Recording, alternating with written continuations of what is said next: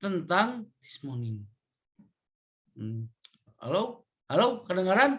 Kedengaran, Pak.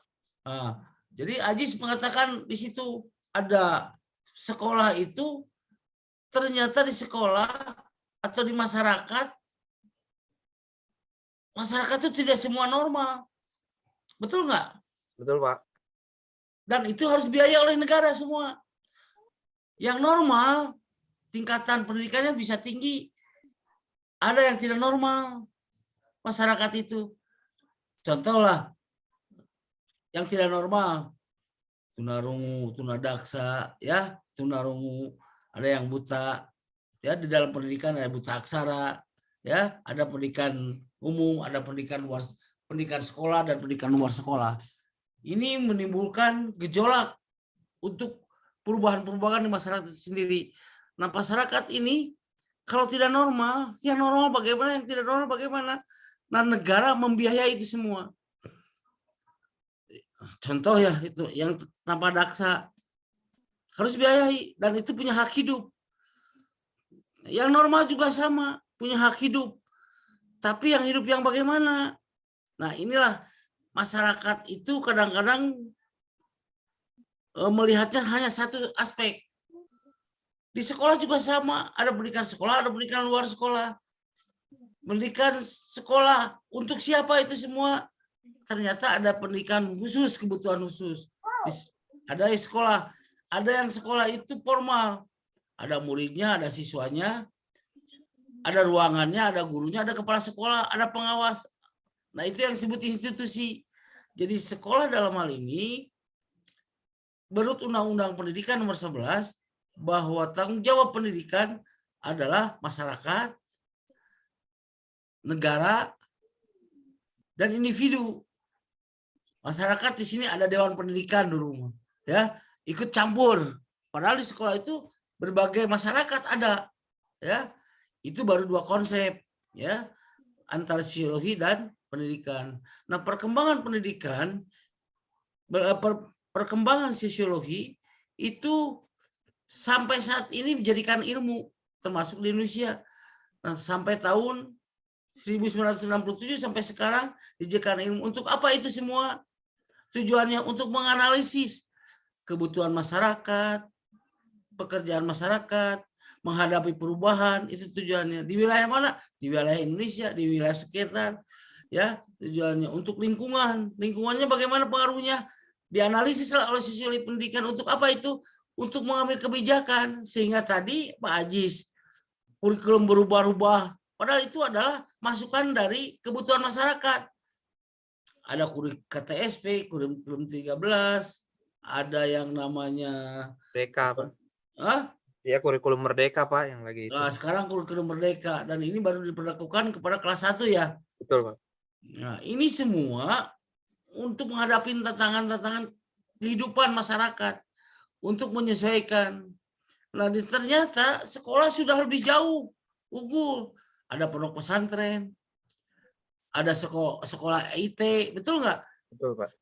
Ada sekolah yang dikelola oleh yang orang kaya, sekolah Sampurna, Dewi Warna, contohnya, sekolah penaburan, dan itu juga menunjukkan tingkat-tingkat kemajuan masyarakatnya.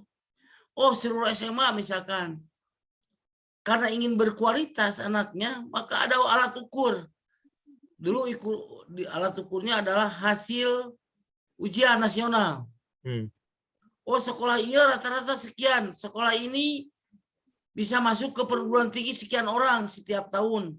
Sekolah ini bisa menimbulkan perkelahian karena SMK dan SMA bersatu satu tempat, terjadilah gesekan. Nah, secara psikologi tingkatan mana itu orang masyarakatnya? Apakah syarat mampu, masyarakat tidak mampu? Itu bisa dianalisis. Nah, itulah tujuan sosiologi, dianalisis untuk mengambil kebijakan-kebijakan sesuai dengan perubahan-perubahan. Sekarang aja bisa dilihat. Masyarakat bukan hanya dewasa, tapi masyarakat anak-anak kecil, yang disebut masyarakat anak kecil, sudah menggunakan digital, HP. Bagaimana sikap perubahannya? Secara pribadi, secara kelompok, secara keluarga. mungkin di sini bisa memberikan masukan Pak Asman, gimana tuh dengan digital masyarakat terhadap perkembangan sosiologi? Jangan dulu pendidikan sosiologi aja. Ada perubahan nggak itu di tingkat anak-anak? Izin Pak dosen, terkait dengan sosiologi dengan di era digital ini, bahwasanya kita tahu bahwasanya anak-anak sekarang kan dibekali dengan gadget masing-masing ya. Dan tentu hal ini sangat berpengaruh terhadap sosiologi tadi ya. Dan sosiologi kan ilmu yang mempelajari interaksi antara kita sesama kita ya, karena kita memang sosial. Tentu di sini yang paling berpengaruh adalah apa yang mereka lihat dari gadget tersebut, gitu kan, dari tutur kata, gitu kan, dari permainan-permainan yang ada. Ini akan membentuk watak dan gaya bahasa mereka sendiri secara langsung, karena ini akan menjadi kebudayaan, akan menjadi suatu cetakan gitu ya. Karena kebudayaan itu karena terlahir dari suatu kebiasaan yang dilakukan secara rutin ya, seperti itu. Misalnya kita dapati bahwasanya kedewasaan anak seolah-olah seperti dikarbit ya. Kalau dulu gitu kan rasanya untuk perempuan saja baru usia 13 15 itu ya. Rata-rata itu baru menstruasi ya. Saya dapati gitu anak-anak SD aja gitu sekarang usia 9 tahun, 10 tahun itu sudah pada menstruasi. Artinya mereka seperti dikarbit karena memang apa yang mereka lihat membuat mereka lebih cepat untuk dewasa, namun dalam hal ini seperti kayak dikarbit gitu. Mohon izin Pak dosen, itu saja. Benar. Terus jadi perkembangan itu ada dampak terhadap anak melalui perilaku ya, tingkah laku. Nah, bagaimana cara menghadapinya untuk mengambil kebijakan itu? Maka kurikulum Merdeka itu sebenarnya secara global untuk mengantarkan itu supaya anak tidak seenaknya, karena adab sehari 2 jam 3 jam tidak bisa dibatasi pakai HP. Betul nggak? Kalau dulu HP baterai cepat habis, kalau sekarang kan lama habisnya. Betul Pak. Ya? Dengan namanya habis, anak akan terus gitu. Tadi katakan ada game, ada informasi, sehingga informasi-informasi yang jelek tidak bisa dianalisis. Nah, tugasnya bapak-bapak lah belajar sosiologi itu untuk menganalisis kasus-kasus seperti itu. Nah, untuk apa itu semua? Karena itu ada mengandung ruang, mengandung objek, ya, tujuan yang maksudnya adalah untuk bagaimana supaya anak kita semua masyarakat itu satu sama lain berhubungan, berinteraksi untuk mencapai kebahagiaan kesejahteraan. Nah, sekarang tinggal anak atau kita semua melihat gadget, melihat informasi, bisa diserap nggak, bisa dipilah-pilah nggak. Nah, tugas kita lah yang memberikan informasi seperti itu. Ya, silakan. Yang lain, Pak Wawan Erwanto atau Pak Muhammad Saludin, silakan. Masukan pendapat. Siapa? Ya, silakan. Ya, melengkapi tambahan dikit Pak ya. Ya, banyak juga nggak apa-apa. Iya. Ya, silakan. Nah, kita bicara sosiologi ya tidak terlepas dari bicara terkait dengan interaksi sosial, baik antara 1-2 orang, hubungan antar kelompok, dan hubungan antar komunitas. Tentu interaksi itu juga berdampak pada perilaku individu-individu. Nah, terkait dengan sekolah, dengan perkembangan digital, media yang begitu pesat perkembangannya, ini cukup luar biasa. Melelahkan, ya. Tentu tadi, halo? Ya, terus.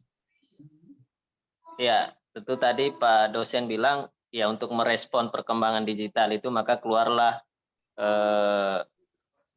kurikulum IKM, implementasi kurikulum Merdeka.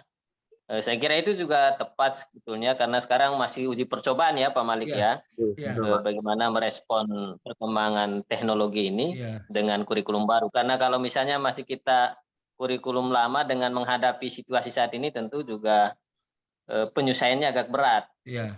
Adaptasi lingkungan sekolah saya kira juga butuh waktu, tapi dengan ada kurikulum baru ini perlu disambut baik menurut saya. Iya. Betul, setuju. Terus? Leluasa bagi sekolah untuk mengatur itu menghadapi situasi sekarang. Iya. Nah, terkait anak-anak, memang ini butuh ini Pak, Pengawasan, di bimbingan. rumah aja, di rumah ini anak kita yang baru umur 4 tahun, 3 tahun udah bisa pegang gadget Pak, udah Iya. bisa main game. Iya, Nah, bagaimana yang sudah SD, yang sudah SMP kan, itu kan jauh lebih, karena memang mereka lahir di tengah digital. Mungkin kalau kita dulu kan lahir bukan di era digital sehingga nggak tahu itu bagaimana cara megang gadget kan. Iya. Nah, mungkin saja menurut saya hanya manajemen bagaimana memposisikan digital ini dengan anak-anak, ada manfaatnya buat mereka, ada dampak positifnya. Memang tidak bisa kita pungkiri pula informasi yang datang di digital ini kan bergantian, beragam. Ada negatif, ada positif. Kedua sisi itu selalu hadir bersamaan menurut saya. Hanya saja peran guru ini, memang guru ini kata kunci juga menurut saya. Bagaimana peran dia sebagai seorang guru, sebagai teladan, kiranya bisa di-manage di lembaga atau institusi pendidikan kita agar mengimbangi, jangan sampai didominasi dengan informasi-informasi negatif, mengabaikan pesan-pesan positif. Nah, harapan saya mungkin ada sistem yang dibuat oleh sekolah, ya tentu Pak Malik sebagai kepala sekolah sudah memikirkan jauh lebih visioner lah ya, bagaimana menghadapi anak-anak yang umur 17-18 tahun lah kalau di SMK itu kan.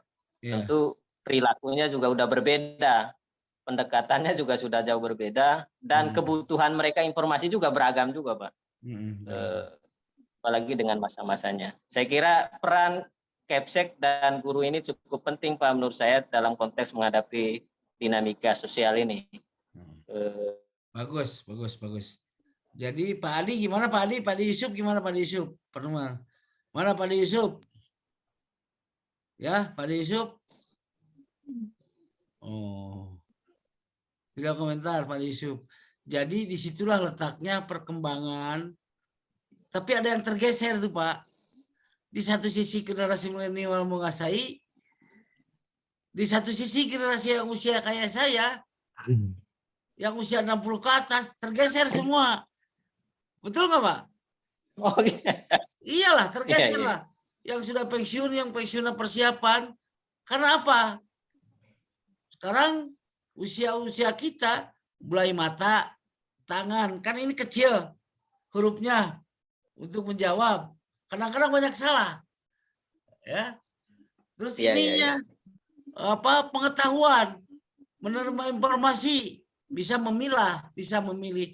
Tapi kan milenial jarang yang bisa itu. Nah, kelompok-kelompok masyarakat ini apa yang disuguhkan di dalam sosiologi ini?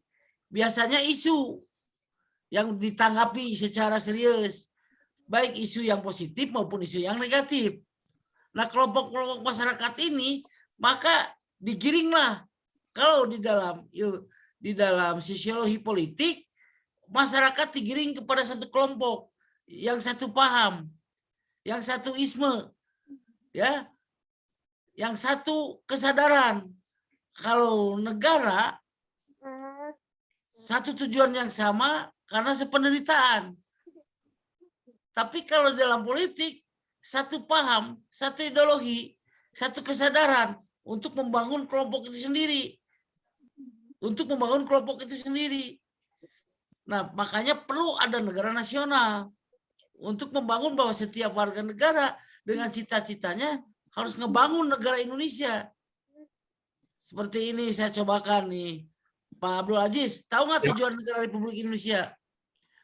Salah satunya mencerdaskan kehidupan bangsa, Pak. Ya, terus. Apa? Ya Pak Jamuddin Bakri, gimana?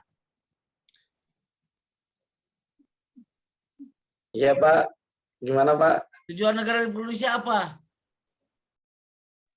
Tujuan negara Indonesia itu ada di pembukaan Undang-Undang 45 Pak. Ya apa?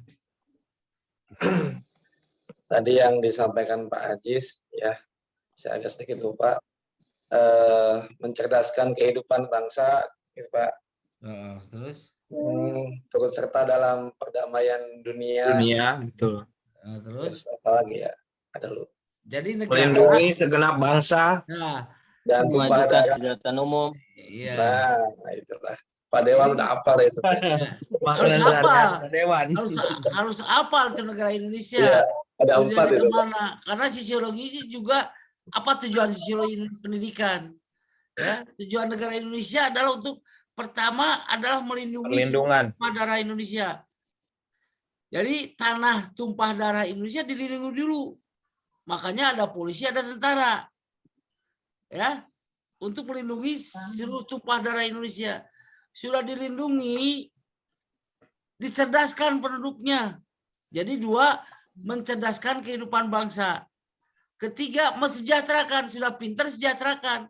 Persoalan tercapai dan tidaknya itu tujuan negara, yang penting mensejahterakan. Aplikasinya banyak di bawah pemerintahan sekarang. Yang ketiga, yang keempat ikut serta dalam perdamaian dunia. Jadi ada 4. Pertama adalah melindungi seluruh tumpah darah, mencerdaskan, mensejahterakan, dan ikut serta dalam perdamaian dunia.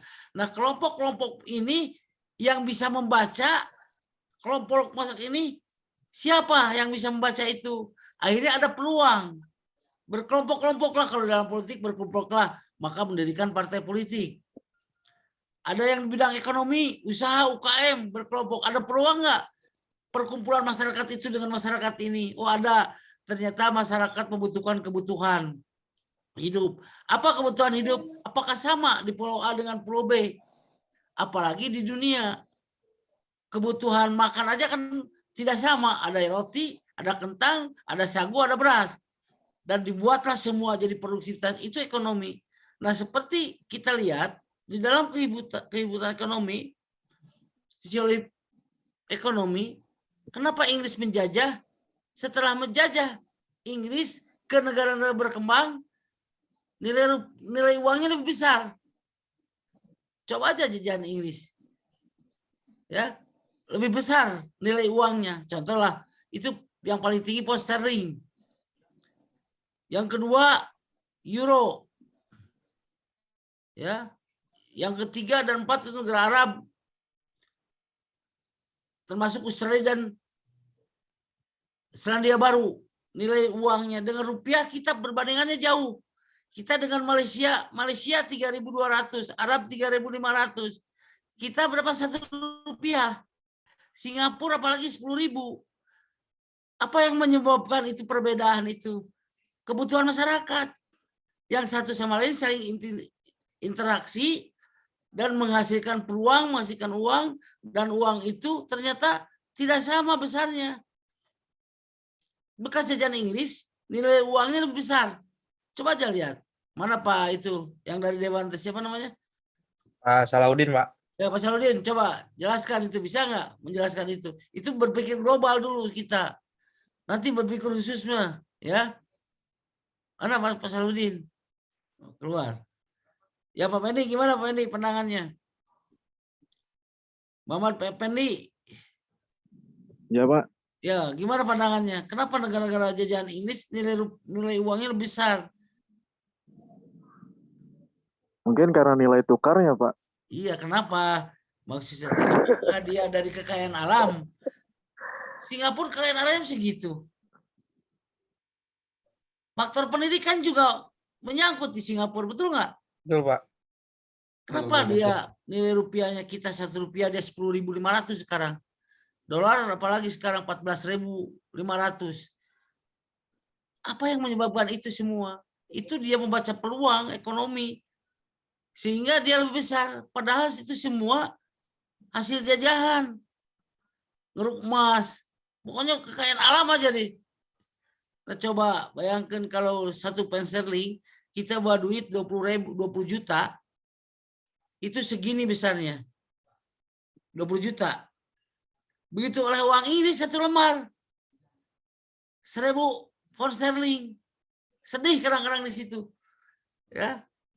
Nah, inilah kita harus berpikir di situ, sehingga dengan interaksi manusia dengan manusia lain itu ternyata perkembangannya, perubahannya bisa dilihat dari segi apa? Hasil kerjanya, hasil budayanya. Contohlah, agama sama, cara kawin sama, tapi pakaian berbeda. Kalau kawin nih, ya, Padang, Jawa, ya, Sumatera, pokoknya di mana-mana, kalau kawin menurut agama Islam sama, tapi pakaiannya berbeda. Kenapa? Hasil budayanya menurut dia bagus, menurut kelompok itu bagus, menurut kelompok itu indah, menurut kelompok itu adalah mengangkat derajat. Dan itu semua termasuk di Papua sendiri cara kawin. Walaupun dia pakai adat, tapi kelompok masyarakat itu punya nilai tersendiri, nilai budaya maksud saya. Nah, ini yang menyebabkan kenapa perkembangan ini harus diantisipasi di dalam, apalagi kebutuhan isu-isu yang bisa ditangkap oleh masyarakat rendah, tidak berpikir, sehingga banyak isme-isme yang bisa menimbulkan atau paham-paham yang menimbulkan ketidakpastian, ketidakenakan, ya. Dampaknya apa? Orang bisa kasar, bisa lembut, bisa kasar. Contohlah masyarakat Sunda dan Jawa, lemas mana itu hasil budayanya. Orang Betawi misalkan, Pak ini sama Pak Saludin orang mana, Pak Saludin? Pak Saludin orang mana? Flores NTT, Pak. Nah, karakternya beda dengan kita, betul nggak? Dengan orang Sunda. Iya, Pak. Beda, Pak. Beda, Pak, beda. Karakternya, kehidupannya, tapi tujuannya sama, ingin sejahtera, betul nggak? Ingin ada keadilan. Karena Ingin sesuai sejahtera. lingkungan, Pak, Hah? karakter ini. Lingkungan. Sesuai lingkungan karakter ini, Pak. Lingkungan itu bisa paham, bisa tidak. Padahal orang tua kita mendidik kita supaya makmur, sejahtera kan, baik pribadi maupun keluarga. Tapi kenyataan di perjalanan ada proses. Ternyata satu kelompok proses pendidikan tidak sama. Ada yang SD, ada SMP, ada SMA. Sehingga rata-rata pendidikan di Indonesia itu baru SMP. Di satu kota ada sampai SMA. Contoh di SMA di kota Bandung. Itu rata-rata pendidikan masyarakatnya SMA ke atas. Di Jakarta SMA ke atas. Ada yang tidak berpendidikan banyak.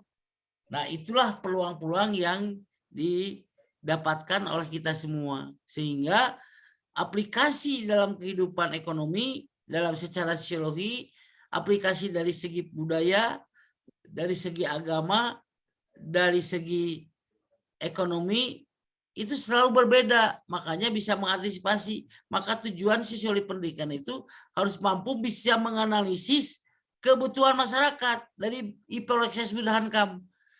Apakah Ipolexes Wilhankam? Jadi tujuan sosiologi pendidikan itu tujuannya untuk menganalisis dari ideologinya gimana, dari politiknya gimana, dari sosialnya gimana, Ipolexes dari ekonominya gimana, dari pertahanan gimana, dari keamanan gimana, dari agama bagaimana. Nah, sekarang dengan adanya sosiologi masyarakat, sosiologi pendidikan, kita bisa menganalisis. Sekarang musimnya saling tuduh misalkan. Saling meminta sekolah supaya gratis ke institusi. Pak, kalau pesantren mah begini.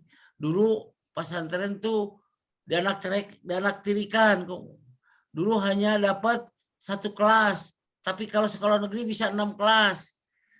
Akhirnya para pemikir-pemikir pendidikan, perlu ada sekolah gratis.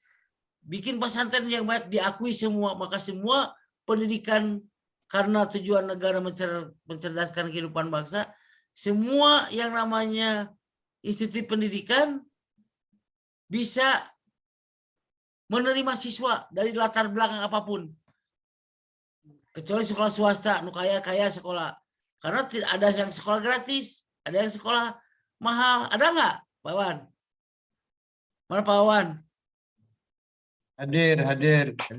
Pak Wan, ada yang sekolah gratis, ada yang sekolah mahal nggak? Di Indonesia? Ada. Nah, Ada. banyak kan? Contoh, sekolah Sampurna, sekolah Dewi Warna, sekolah di sini global, sekolah Penamburan. Sekolah masuk 60 juta, di global ada 140 juta. Ada yang gratis, ada di pesantren. Tapi masyarakat pengennya yang mana? Jadi masyarakat yang pendidikan pengennya berkelanjutan, bisa masuk perguruan tinggi. Setelah lulus SMA, tidak jadi nganggur. Lu tidak punya duit Pak, saya sekolah we. Betul nggak Pak Bakri? Pak Bakri? Ya, bisa dirasakan. Terus penghormatan orang tua kaya dengan penghormatan orang yang biasa kepada guru gimana? Bisa membedakan kan? Coba ngajar di Al-Azhar, ngajar di Dewi Warna. Itu ada, walaupun tidak ada yang membedakan, tapi perasaan seperti itu. Ya. Nah itu pemikiran-pemikiran kita, sehingga aplikasi yang tadi Ko Abdul Aziz dijelaskan tentang 5 tahapan masyarakat kita itu perlu adanya interaksi sosial antara masyarakat satu dengan yang lain, yang berpendidikan, yang tidak, yang ekonominya tinggi maupun tidak, sehingga kelompok-kelompok masyarakat itu bisa ada masyarakat desa, masyarakat kota. Orang Jakarta disebut masyarakat kota, padahal dia di Jakartanya miskin. Betul nggak? Datang lagi di Sentul, masyarakatnya kaya. Nggak ada yang miskin, sekolah mahal di Sentul. Tapi masyarakat miskin, masyarakat umumnya. Miskin dalam segi ekonomi, bukan dari habitat ya, dari ekonomi, kemampuan membayar, kemampuan bisa silaturahmi. Ya. Di dalam hubungan itulah yang bisa menyebabkan orang bercirikan berbeda-beda. Ya, dari segi konten sosiologi itu bisa dikatakan sebagai ilmu yang dapat diterapkan di dalam mengambil kebijakan. Untuk kebutuhan apa? Di semua kebutuhan sebut. Karena masyarakat sekarang cepat berkembang. Kenapa cepat berkembang? Karena ada digital. Ada digital 4.5.0 sekarang 5.0 betul nggak? Dimana secara psikologi orang-orang yang memakai gadget terhadap orang lain hubungannya dulu mah kita ya di RT 17 Agustus kegiatan-kegiatan masyarakat lebih aktif, tapi sekarang bisa dirasakan, harus diketrok, orang baru berpartisipasi. 17 Agustus saja bisa dirasakan bagaimana sosiologi masyarakat, kegiatan masyarakat. Coba Pak Abdul Aziz, gimana Pak Abdul Aziz? 17 Agustus saja bisa dilihat dari sosiologi, gimana? Izin ya Pak, di 17 Agustus ya Pak? Aplikasikan itu sosiologi, ya. Mungkin bisa dibantu teman-teman. Ya Pak itu, Pak siapa? Pak Muhammad. Pak tadi. So Pak tadi lah. So Pak tadi. Ya. Iya, Ya, Pak. Assalamualaikum warahmatullahi Ya, wabarakatuh. aplikasi Pak. sosiologi dengan 17 Agustus gimana? Halo, Assalamualaikum. Ya, salam. Ayo Bang Teddy. Iya Pak, izin Pak untuk sosiologi di 17 Agustus kebetulan kemarin juga masih baru ya. Ya. Kalau dulu waktu saya muda gitu kan Pak, biasanya kan kalau event 17 Agustus itu dimeriahkan semeriah mungkin gitu kan. Di kampung saya itu biasanya semuanya itu ikut berpartisipasi dari anak kecil sampai yang udah lansia juga ada gitu. Baik itu untuk menggembirakan atau untuk menunjukkan bahwa pribadinya itu punya kemampuan gitu, karena kan lebih ke kompetensi. Nah untuk sekarang emang Pak, saya lihat juga mungkin karena emang generasi milenial ini mereka itu lebih condong anak rumahan. Iya. Lebih condong anak rumahan. Jadi untuk kegiatan fisik dan berorganisasi sedikit Malas. lebih kurang gitu, Lebih Pak. kurang. Iya, kurang banget malah gitu untuk berinteraksi dengan teman-teman secara langsung ya, Pak. Karena Ya, kan mereka kebanyakan di dunia maya itu sangat aktif. ya, Ribuan teman mereka di dunia maya, sedangkan di kenyataannya mungkin 1, 2, 3 aja gitu, Pak.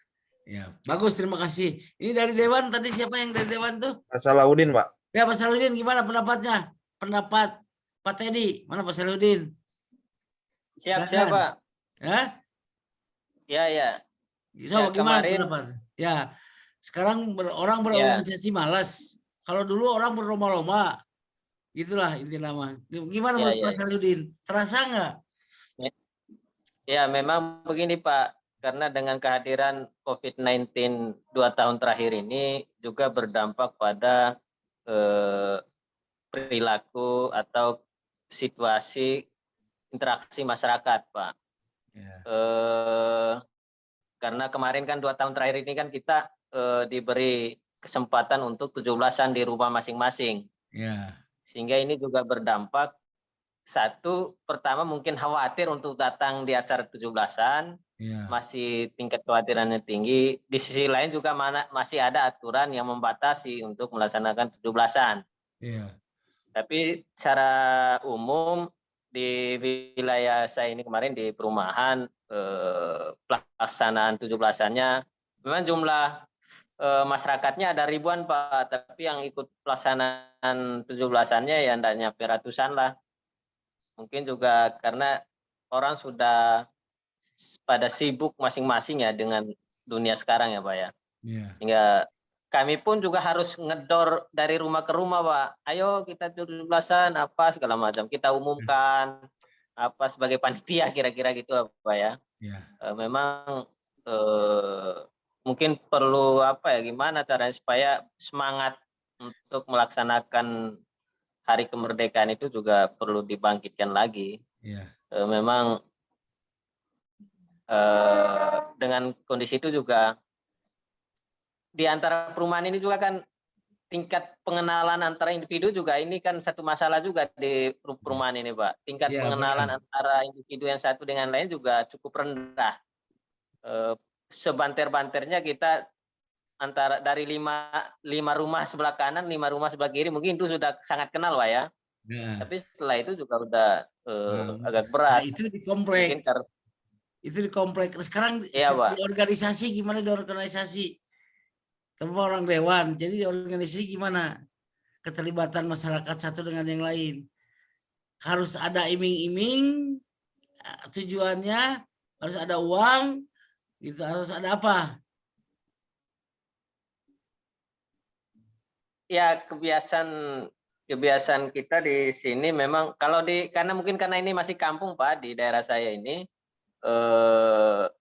mereka masih mau juga untuk menyumbang kegiatannya. Cuman tidak semuanya, jumlahnya sedikit ya orang yang mau terlibat membantu. Tapi juga ada orang yang mau ikut kegiatan kalau ada hadiah perlombaan segala macam itu. Surprise-nya Jadi ya, Pak. ada motif lain gitu ya. Minimal dapat hadiah segala macam kan gitu. Memang untuk menjadi warga negara yang baik sekarang butuh uang juga Pak. Menarik. Iya, menarik. Baguslah. Iya. Kalau begitu saya sarankan coba di dalam YouTube lihat tentang pengertian sosiologi pendidikan, arti, tujuan, wilayah biar dikuasai, termasuk pendapat para ahli tentang masyarakat, baik masyarakat menurut Karl Marx, ideologikan dan sebagainya, untuk bisa memahami konteks ke depan, ya. Ini, nah ini baru babak epistemologi dari sosiologi pendidikan. Sosiologi pendidikan yang bisa ngangkat derajat itu nanti aplikasinya di pelajaran minggu depan, ya.